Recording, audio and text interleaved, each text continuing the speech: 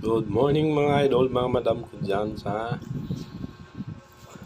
friend ko sa YT, mga subscriber ko dyan. Ito si Perinel TV, oh.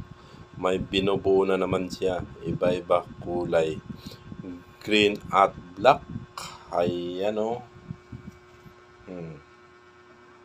Manipis lang po yan ang gagawin ko, pero take note, kahit manipis po yan siya, bagong masira yan, mababa na ng 2 taon. Yung strap na yan, huwag mong ismulin dahil matibay po yan. Hindi po yan basta-basta natatanggal. Yan po ngayon ang bubuin ni Perinel TV. Gagawin pa lang